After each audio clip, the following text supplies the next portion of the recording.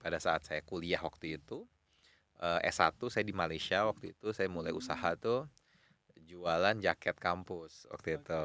Jadi waktu di Malaysia itu, kalau join HIPMI mungkin kan Yowan dan Fakih baru join nih 2022 ya. Kalau yang saya sudah rasakan berarti kan saya kurang lebih udah 6 bulan ya di HIPMI Jaya. Sorry, 6 6 tahun, tahun. 6 tahun, 6 bulan kita ya. Iya, kita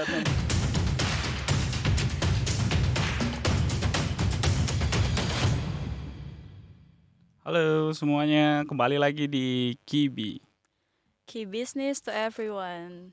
Di sini kita balik lagi di channel kita. Kita kedatangan tamu nih, spesial nih tamunya. Tamunya Bang Asad namanya. Halo. Halo, Bro Halo. Fakih. Halo. Sis Yowan. Iya. Di sini kita bahas tentang organisasi, tentang Ya. bisnis. Di sini juga kita kenalin dulu nih bintang tamu kita. Bang Asad ini adalah ketua BPC Jakarta Selatan HIPMI. Ada logonya di sini. Mungkin kita ngobrol-ngobrol tentang perjalanan Bang Asad dulu nih dari organisasi. Kita juga bakal bahas tentang bisnisnya, tentang isu-isu terkini. Kita mulai dari ini dulu nih Bang, dari organisasi nih, organisasi. Gimana sih perjalanan Bang Asad itu sampai di HIPMI, sampai bisa jadi ketua BPC Jaksel nih, anak-anak Jaksel kan udah jadi trend center Indonesia nih. Asad ketuanya. Monggo. Iya, pertama-tama ingin menyapa para apa sebutannya Kibi Kiwi talent aja. Kibi talent ya atau Iya. Kibi apa namanya viewers. Viewers. Thank you Mas Fakih, Mbak Yowan. Jadi kalau tanya tentang organisasi, saya masuk HIPMI Jaya tahun 2016. Waktu itu tahu HIPMI Jaya dari beberapa kawan senior yang sudah masuk. Kemudian saya dapat informasi ada pembukaan untuk pendaftaran di HIPMI Jaya. Ya udah saya daftar di tahun 2016. Waktu itu saya masuk di kepengurusan Ketum AFI pada saat menjadi ketua umum HIPMI Jaya. Kemudian saya banyak aktif di BPC HIPMI Jakarta Selatan. Jadi memang dari awal aktifnya udah di HIPMI Jaksel gitu. Saat itu ketumnya adalah Ketum Sona yang sekarang menjadi Ketum HIPMI Jaya gitu. Nah, di situ saya pun berkarir dari mulai wakil sekretaris umum, kemudian dari ketua kompartemen, kemudian saya menjadi wakil sekretaris umum. Kemudian saya juga banyak aktif di berbagai kepanitiaan, kegiatan. Salah satunya saya pernah jadi ketua panitia untuk acara Rakercap, rapat kerja cabang, itu salah satu event terbesar BPC gitu ya. Kemudian di beberapa kegiatan juga alhamdulillah ya dipercaya. Dan selanjutnya ya udah pada saat tahun 2021 kemarin saat ada pencalonan untuk BPC 6 wilayah, ya saya berikhtiar untuk mencalonkan diri dan alhamdulillah hasilnya baik dan kemudian saya juga diberikan amanah, diberikan kepercayaan untuk memimpin HIPMI Jaksel dan anak-anak Jaksel.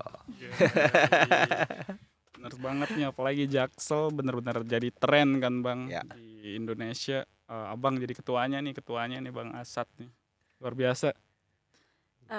Kalau buat Mas Asad sendiri, ada nggak sih kayak mungkin keuntungan atau hal yang baru dirasain setelah baru join HIPMI nih compared Ya. to before join HIPMI gitu? Kayak Jadi, benefitnya gitu. kalau join HIPMI mungkin kan Yowan dan Fakih baru join nih 2022 ya. Kalau yang saya sudah rasakan berarti kan saya kurang lebih udah 6 bulan ya di HIPMI Jaya. 6 6 tahun, 6 tahun, 6 bulan kita ya. Kita 6 tahun. Pertama manfaat paling utama yang saya rasakan tentu memperbanyak silaturahim dengan banyak orang. Itu yang paling penting karena salah satu kekuatan dari pengusaha itu kan di jejaringnya, networkingnya, dan HIPMI memberikan fasilitas privilege bagi kita para anggotanya untuk bisa bergaul, berjejaring, membuka koneksi seluas-luasnya dengan berbagai orang gitu. Bayangkan kayak sekarang tahun 2022 400 orang, bayangin. Kalian langsung tersambung dengan 400 orang yang berbeda dengan industri yang berbeda, belum lagi dari angkatan-angkatan atas kan. Jadi paling nggak sekali masuk bisa minimum 1.000 orang. Jadi itu yang paling penting saya rasakan. Yang kedua tentunya HIPMI ini adalah organisasi pengusaha muda terbesar di Indonesia, tertua juga, sudah 50 tahun kita kemarin baru saja menghadiri acaranya, dan saya pikir ini menjadi sebuah legacy, menjadi sebuah kekuatan bahwa HIPMI, kita ini sebagai keluarga besar HIPMI, dan HIPMI ini juga telah menelurkan, mencetak berbagai pemimpin di tingkat nasional. Kalau kita lihat senior-senior seperti Bang Erick Thohir, Bang Sandiaga Sandi. Uno, Bang Muhammad Lutfi, Bang Bahlil gitu Mm-mm. ya. Ini orang-orang yang lahir dari rahim HIPMI dan sekarang sudah sukses di bidangnya masing-masing. Oke. Dengar-dengar juga kan kalau HIPMI Jaksel ini sekarang itu sedang ada program bersama LKPP, Bang. Gimana tuh, Bang, program tentang LKPP ini? Apa sih kerjasamanya atau Ya, apa sih yang bisa diceritakan? jadi program dengan LKPP ini untuk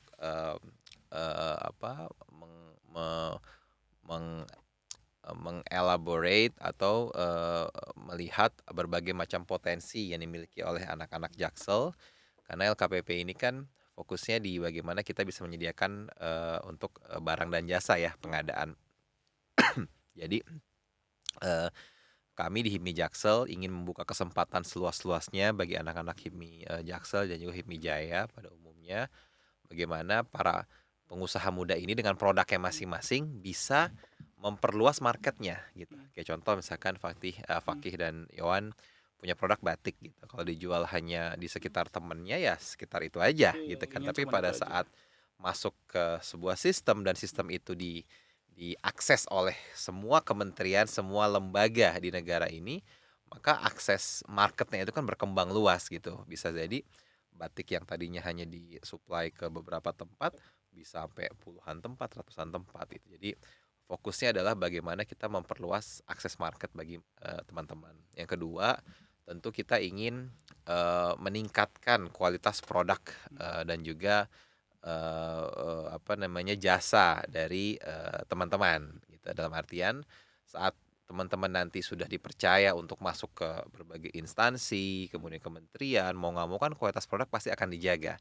Sehingga mau nggak mau itu akan mengimprove atau meningkatkan kemampuan dan juga skill dari teman-teman untuk bagaimana usaha produk dan jasa ini juga semakin baik lagi. Jadi kurang lebih seperti itu, dan alhamdulillah ini program sudah berjalan dan sudah mulai banyak peminatnya. Bagus sih, menarik banget sih emang untuk kita, apalagi yang bagian industri-industri kayak kita saat Itu ini industri misalnya kreatif atau kreatif, itu emang itu sangat diperluin sih Ya, ya Mas ya. jadi untuk wadah gitu, bener-bener. Jadi untuk wadah. Terus kalau tentang ini nih, Bang, tentang kalau HIPMI itu kan wajib punya usaha, wajib punya usaha, entrepreneur yang pasti. Nah, kalau perjalanan entrepreneur sendiri, kalau Bang Asad itu seperti apa sih? ya. Jadi memang di HIPMI kan tagline-nya pengusaha pejuang, pejuang Yang pengusaha pengusaha. gitu ya. Betul. Jadi kalau kata Ketum Bahlil ya, di sini pengusaha itu ada dua.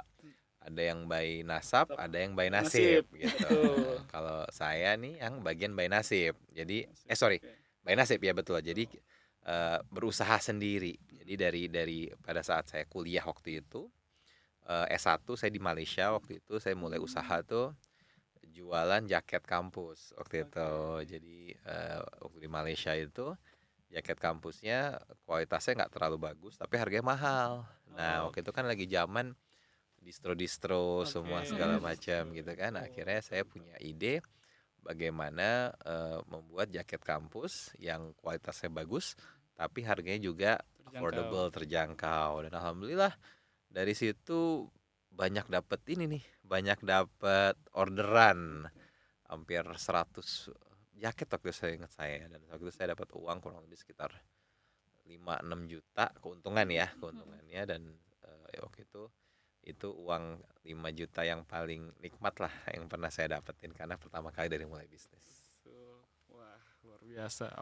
Apalagi sampai sekarang ya, Bang. Sekarang berarti Ya, Udah Iya. kemana-mana aja nih Bang. sekarang ya alhamdulillah ada banyak usaha bareng juga sama teman-teman, ada yang di bidang ya pangan, di bidang fintech juga ada, di bidang manufaktur juga ada, kemudian banyak berkolaborasi dengan pemerintah dan lain-lain juga ada. Oke. Luar biasa. Iya. Kalau dari yang tadi Mas Asad sebutin tuh, itu ada nggak yang kayak emang bentuk sebuah kerjasama bisnis yang didapat dari being anggota HIPMI gitu? Ketemu partner di HIPMI atau ada collab gitu, ada nggak? Ada banget, ada banget. Justru HIPMI kalau namanya berHIPMI, esensi berHIPMI, kalau kalian tidak bisa memanfaatkan jejaring yang ada, teman-teman yang ada, menjadi sebuah sinergi, menjadi sebuah kolaborasi itu sayang banget. Jadi kalau saya selalu melihat bahwa HIPMI ini seperti sebuah kapal besar di mana isinya macam-macam. Jadi kalau Fakih mau cari yang pengusaha dari A sampai Z ada yang maunya nongkrong-nongkrong Ada semua. ada yang maunya happy-happy ada yang kerja keras banget ada. Jadi itu yang saya temukan di HIPMI, teman-temannya sangat beragam, ada yang bisnisnya sudah bagus, mungkin dia jadi tidak perlu kerja keras lagi gitu kan karena sudah autopilot. Tapi ada juga teman-teman yang baru mulai merintis bisnis, mau nggak mau dia harus tekun, harus menjaga bisnisnya gitu. Jadi semuanya ada. Jadi tergantung nanti Yohan atau Fakih di angkatannya sendiri pun 2022 ada 401 orang, Iya. itu kan beda-beda. Betul. Benar sih. Benar nggak? Banget. 'Macem-macem orangnya 6 bulan ya. ini udah bisa merasakan bedanya kan, ya kan? Ya udah. Bener. Bener banget. Nah, ya itu aja jawabannya. Jadi ada pagi, siang, malam, Malam. ada semua. Ada, semua iya. di bisnis ini. Subuh juga deh. Subuh juga Tim ada. subuh juga ada. Ada yang sukanya ya begitulah. Ya, seru sih, seru banget sih. Berhipi juga seru Seru banget. ya. Tapi untuk mengatasi itu tuh kalau Bang Asad sendiri, kalau dari HIPMI itu kan organisasi yang harus diurus, anak-anaknya juga banyak, organisasinya juga terstruktur, rapih seperti itu. Sedangkan Bang Asad sendiri ini sekarang adalah seorang entrepreneur juga yang dimana bisnisnya juga harus tetap jalan. Gimana sih untuk itu bisa seimbang seperti itu? Nah, jadi memang ya balik lagi ke manajemen waktunya. Jadi saya sendiri juga kadang masih harus juggling antara usaha, kemudian organisasi, kemudian juga keluarga gitu kan. Cuma memang ya alhamdulillah ya di HIPMI ini kan tempatnya belajar gitu. Saat kita ingin menjadi lebih baik lagi, lebih besar lagi, tentu harus diuji, harus ditempa gitu kan. Nah, belajarnya ya di HIPMI ini gitu. Jadi semuanya sih sebenarnya bisa manageable. Nah, kemudian tentu dalam mengurus organisasi ya saya harus fokus. Makanya saya pribadi fokusnya di organisasi di HIPMI Jaya aja nih gitu loh. Nah, kemudian di HIPMI Jaya ini juga kan kita punya banyak teman-teman pengurus. Jadi penting untuk bisa mendelegasikan kepada teman-teman itu karena nggak mungkin saya ngerjain semua sendirian gitu kan. Sama kayak Fakih punya perusahaan, nggak mungkin one man show gitu. Nah, makanya cara mengurus organisasi yang paling benar, yang baik menurut saya adalah bagaimana kita bisa bersinergi dengan teman-teman pengurus, kita bisa berkolaborasi, punya satu visi yang sama bagaimana membesarkan HIPMI Jaksel. Apalagi untuk HIPMI ini kan wadah gitu Bang. Ya. Sebagai wadah gitu, bisa kolaborasi bareng, kalau bisa sampai IPO gitu Bang. Ya, Iya. alhamdulillah, insyaallah. Insyaallah lah. Gimana tuh Bang? Menurut Abang manfaatnya ya IPO, apa tentang Iya, IPO? kemarin kan seingat aku yang aku datang juga Iya, ya iya, ada iya. cara HIPMI Jaksel tuh mengenai kayak cara sampai akhirnya perusahaan bisa IPO dan kayak manfaatnya apa aja sih buat kayak kita. Soalnya kan kalau kita sekarang mungkin yang kecil-kecil tuh masih kayak guna nggak ya gue IPO gitu, kayak apakah sepenting itu atau kayak kan ada cara lain juga nih buat raising funds, kayak apa yang membuat IPO itu kayak lebih oke lah dibanding kayak other source of raising fund atau yang lainnya gitu. Ya, jadi IPO ini salah satu betul cara untuk bagaimana kita bisa mendapatkan alternatif pendanaan gitu kan. Tapi ini juga bukan tujuan akhir dari semua perusahaan. Banyak perusahaan-perusahaan besar pun masih memilih untuk tidak IPO gitu karena juga tidak mudah prosesnya, pelaporannya dan lain-lain. Tapi kalau menurut saya IPO ini adalah salah satu langkah bagaimana setiap pengusaha itu pasti ingin usahanya itu di IPO-kan. Kenapa? Karena pada saat IPO perusahaan kita ini kan menjadi perusahaan publik. Saat perusahaan publik berarti semua laporannya, semua reportnya itu pasti akan jadi lebih baik karena semua harus direport ke OJK gitu kan. Jadi mau nggak mau itu akhirnya level kita dalam mengurus sebuah organisasi perusahaan itu akan jauh lebih baik, kualitasnya akan jauh lebih baik. Kemudian pendanaan juga kita bisa dapat dari market, dari publik gitu loh. Dimana pendanaan itu pendanaan yang sudah diatur oleh OJK, legal gitu kan. Kemudian teman-teman juga bisa dapat expose dari publik gitu. Jadi saya pikir IPO ini salah satu dreams yang harusnya kita nih teman-teman pengusaha punya. One day perusahaan kita harus bisa listing di market. Banyak sih itu IPO juga beberapa mimpi perusahaan-perusahaan untuk Pasti. mimpi dan diakomodasi Buat oleh ini juga sih kayak awareness-nya juga Ya. ya. Kalau kemarin aku dengar juga kayak banyak juga perusahaan yang mungkin dulu cakupannya hanya sebagian orang, terus dengan adanya IPO akhirnya more people know karena itu kan juga di-announce Ya. dan orang juga kayak ngelihat bursa oh ada nih perusahaan A gitu kali ya. Oke. Terus kalau menurut Mas Asad sendiri kan kayak tadi kita ada ngobrol-ngobrol lah ya kayak sekarang nih ya IHSG lagi pada turun nih lagi Yes, ini iya, itu kan betul. kita kan juga salah satunya tuh emang isu yang lagi hangat-hangatnya tuh ada kemungkinan resesi kan. Apakah benar ada? Menurut Mas Asad gimana nih? Kalau menurut saya sih resesi kalau dilihat dari data-data dari ekonomi dunia memang banyak negara-negara terutama negara-negara di Eropa yang tingkat pertumbuhan ekonominya sangat kecil bahkan minus gitu. Jadi data itulah yang menjadi acuan untuk kita atau global melihat bahwa tahun 2023 ini akan terjadi resesi gitu kan. Nah, bagaimana dengan Indonesia? Kalau saya sih masih melihat Indonesia ini cukup unik, berbeda dalam artian negara-negara di Eropa yang tingkat pertumbuhan ekonominya sangat kecil atau minus kemarin itu adalah negara-negara yang pada saat lockdown kemarin COVID kemarin itu mereka full total lockdown gitu. Nah, sedangkan Indonesia saat itu mengambil kebijakan semi lockdown mungkin ya tidak full lockdown sehingga ekonomi masih berjalan, masih hidup gitu. Kalau kita melihat negara misalkan kayak ya ada negara yang lain benar-benar full lockdown itu kan ekonomi benar-benar mati gitu. Kita juga sudah pernah merasakan dulu waktu awal-awal semua restoran harus tutup, mall harus tutup, itu pasti pengusaha F&B terdampak banget ya kan. Ketar-ketir yang untuk di pariwisata semua tutup. Iya gitu. Jadi bahasanya keluar rumah mati kena COVID, di dalam rumah mati kelaparan atau mati nggak ada duit gitu kan karena usaha nggak jalan gitu. Jadi ya menurut saya sih apapun yang terjadi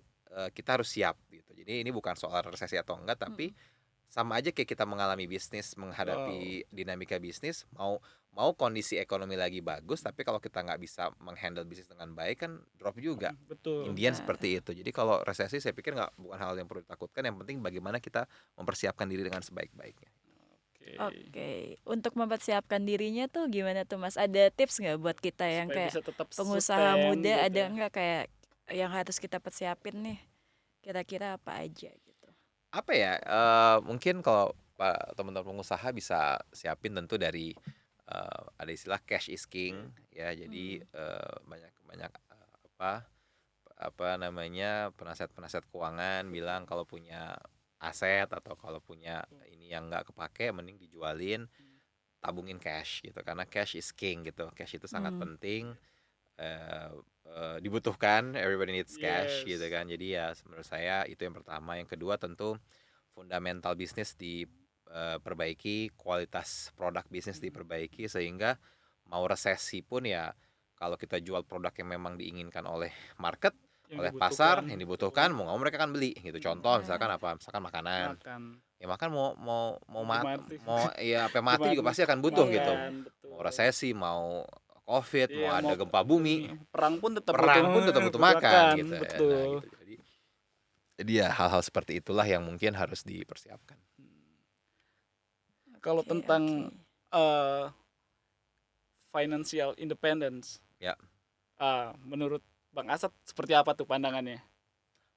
Financial independence sebenarnya bagaimana, satu kita harus bisa mengatur keuangan dengan baik. Jadi bukan soal masalah banyak atau sedikit uang yang kita Betul, punya, betul. tapi bagaimana kita saat diberikan kepercayaan atau saat kita mengelola uang yang kecil itu, bisa bisa dengan baik, dengan amanah. Nah, tentu kita nanti bisa mengelola uang lagi yang lebih besar gitu kan. Nah, konsepnya adalah financial independence bagaimana dengan uang berapapun yang kita punya, kita bisa punya kemampuan untuk mengatur uang itu dengan baik. Misalkan saat penghasilan kita 5 juta gitu, bisa nggak kita punya financial independence? Bisa gitu, saat Hmm. kita punya gaya hidup yang tentu di bawah 5 juta gitu. Betul. Jadi biaya hidup itu kan ya sedang lah gitu, kadang yang jadi mahal tuh apa, gengsi ya, Gengsi, gengsi gengsi, gitu kan, keinginan yang keinginan gitu. Jadi kan lifestyle, gaya hidup ya. Jadi biaya hidup sebenarnya standar, tapi saat kita ngomong gaya hidup bisa jadi mahal.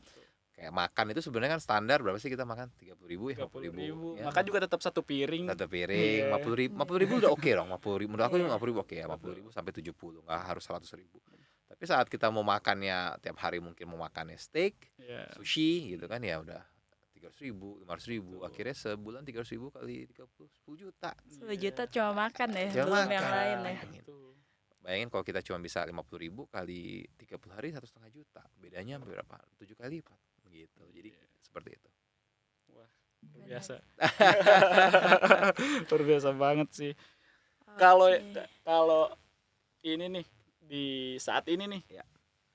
Bang Asad, apa sih menurut Bang Asad, untuk Bang Asad pribadi, kira-kira tantangan yang benar-benar dihadapin sama Bang Asad, kira-kira saya benar-benar harus struggle nih di sini.